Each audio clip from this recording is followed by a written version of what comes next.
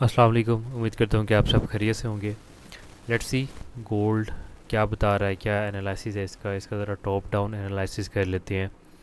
और इसको शुरू कर लेते हैं वीक से, मंथ से शुरू कर लेते हैं, चलें। ठीक है, तो देखते हैं कि मंथ में क्या बता रहा है, गोल्ड क्या कर सकता है। अच्छा, मंथली जो कैंडल है वो हमारी थोड़ी सी बुलिश क्लोज हुई है, लेकिन इसके ऊपर अच्छी खासी रिजेक्शन है। ठीक है, और मंथली टाइम फ्रेम इस टाइम ये बता रहा है कि थोड़ा सा इस तरह से रिट्रेस करके मैंने वापस नीचे आना है इस तरह से। ठीक है, क्योंकि जो स्ट्रक्चर बना हुआ है मंथली का वो अभी बेरिश ही है। ठीक है, ये रिट्रेसमेंट चल रही है, ये मंथली की जो रिट्रेसमेंट है ना, ये जो सारी चल रही है, ये मंथली टाइम फ्रेम के लिहाज से कोई बहुत ज़्यादा नहीं है। ठीक है, हालांकि ये 5400 से नीचे आया हुआ है, तो मंथ के हिसाब से तो इसको तकरीबन यहाँ तक आना चाहिए, ये इस एरिया तक, यहाँ तक आना चाहिए। नहीं तो एटलीस्ट ये जो ट्रिगर लाइन लगी हुई है इसको तो लाजमी स्वीप करना चाहिए। खैर, लेकिन ये मंथली जो बायस है इसको हम ज़्यादा कंसिडर नहीं करते, क्योंकि हम डे ट्रेडर हैं, हम दिन के लिहाज से देखेंगे।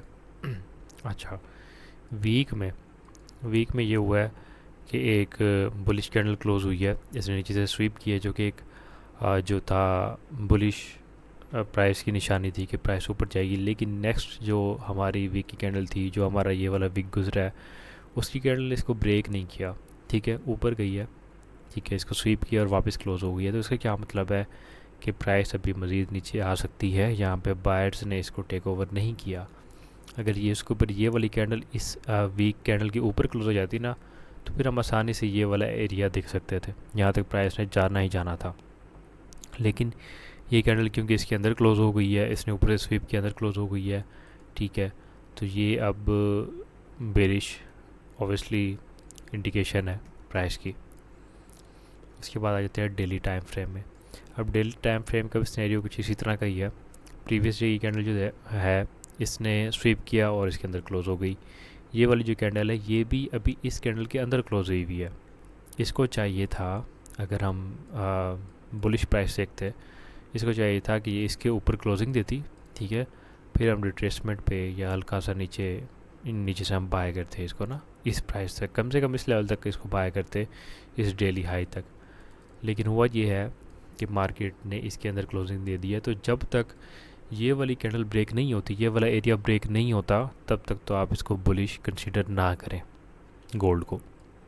ठीक है, हमारा जो डेली बाइस है वो बुलिश होने के लिए एट लीस्ट एक डे की कैंडल को पिछली डे की कैंडल के ऊपर क्लोज होना ज़रूरी है। ठीक है, ये इसके ऊपर क्लोज हो जाती है, ये वाली इसके ऊपर क्लोज हो जाती तो हम इसको बाय देख सकते थे, लेकिन फ़िलहाल हम इसको सेल देख रहे हैं, बेरिश देख रहे हैं। 4H में आ जाते हैं। अच्छा, 4H में जो स्ट्रक्चर है वो ऑब्वियसली बुलिश बना हुआ है, और ये जो हमारा लेवल है ये मैंने पिछली फोरकास्ट में दिया था, मैंने सिर्फ 2 लेवल दिए थे और दोनों ने बहुत अच्छा काम किया है। उसकी मैंने अपडेट भी अपनी कम्युनिटी में शेयर की थी। तो ये हमारा जो FEG था इसने भी बहुत अच्छा काम किया, यहाँ से हमें अच्छी खासी रिजेक्शन मिली है। अगर हम यहाँ से एंट्री देखें, तकरीबन 327 पिप्स बनते हैं, और यहाँ से देखें तो 478 पिप्स बनते हैं। तो इस वाले जोन ने हमारा काफ़ी अच्छा काम किया, ये ऑर्डर ब्लॉक था और ये FEG था। ठीक है, अच्छा, 4 और का जो स्ट्रक्चर है वो इस टाइम बुलिश है। बुलिश इस तरह नहीं है कि ये पूरा स्ट्रक्चर बुलिश है, मैं सिर्फ इस एरिया को देख रहा हूँ, क्योंकि ऑब्वियसली ये पीछे से हमारा कोई वो नहीं है। ठीक है, एज अ होल मैं इसको नहीं देख रहा, मैं जस्ट ये देख रहा हूँ कि हम इस एरिया में जो ट्रेड है वो कहाँ से फाइंड कर सकते हैं। ठीक है, अब यहाँ पे स्ट्रक्चर शिफ्ट हुआ हुआ है, लेकिन स्टिल मैंने आपको बताया कि मार्केट को बुलिश जाने के लिए ये वाली जो ट्रिगर लाइन है इसको ब्रेक करना लाजमी है। लेकिन एक और बात ये भी है कि जो हमारा 4H का जो स्ट्रक्चर है, ठीक है, ये वाला सारा जनरल स्ट्रक्चर है ये बेरिश है। ठीक है, मैं तो अभी सिर्फ इस प्राइस सेक्शन की बात कर रहा था ना, लेकिन ये जो पूरा स्ट्रक्चर है ये बेरिश है। और यहाँ पे ये जो जोन मैंने मार्क किया हुआ आपने पहले भी देखा होगा, और मैंने अपनी कम्युनिटी में भी शेयर किया हुआ था, ये हमारा काफ़ी अच्छा सेलिंग का जोन है।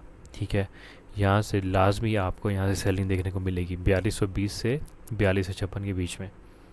यहाँ से मार्केट रिएक्शन देगी ही देगी। वैसे तो कुछ भी मार्केट में जैसे कहते हैं ना 100% गारंटी वाली कोई चीज़ नहीं होती, लेकिन क्योंकि मेरी स्टडी है इस पर अच्छी खासी स्ट्रक्चर पे और एक्सपीरियंस है, तो उस बेस में कह रहा हूँ कि यहाँ से आपको सेलिंग देखने को मिलेगी इंशाल्लाह। ठीक है, बाकी मज़ीद जो कन्फर्मेशन है वो हम ऑन द स्पॉट वॉच कर लेंगे और अपनी कम्युनिटी में भी मैं शेयर कर दूँगा। अच्छा, पिछली जो 3 कैंडल्स हैं 4H की, वो बुलिश क्लोज हुई हैं और प्राइस एक्सपेक्टेड है कि थोड़ा सा ऊपर जाए, लेकिन क्योंकि वॉर की सारी सिचुएशन चल रही है तो जो प्राइस है हमारी गैप डाउन ओपन होगी। तो मैं यहाँ से इसको ऊपर बिल्कुल भी नहीं देख रहा, मैं बल्कि इसको नीचे ही देख रहा हूँ। 1H में भी बेशक ये हमारी बुलिश कैंडल क्लोज हुई हुई है, लेकिन ओवरऑल जो स्ट्रक्चर है वो हमारा बेरिश है और जो फंडामेंटल कॉन्फ्लुएंस है मार्केट पे वो भी हमारा बेरिश ही है। तो ये तो पहले सबसे पहले ये मार्केट गैप डाउन ओपन होगी, ठीक है। और फिर हम ट्राई यही करते हैं कि हम कुछ सेल की ट्रेड वॉच करें।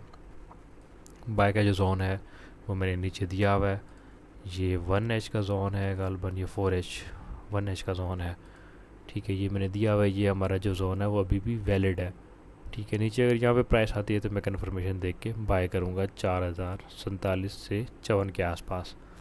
फिलहाल क्योंकि हमारा स्ट्रक्चर बेरिश है तो 5 मिनट के अंदर हमारा एक ये एरिया है जहाँ से हम सेल फाइंड कर सकते हैं, ठीक है। और दूसरा ये भी है कि मैं ये एक्सपेक्ट करता हूँ कि मार्केट इस तरह से ये वाला लो बना हुआ है इसको ब्रेक करे, इस तरह से इसको ब्रेक करे और इसकी रिट्रेसमेंट पे हम इस एरिया से सेल करें, ठीक है।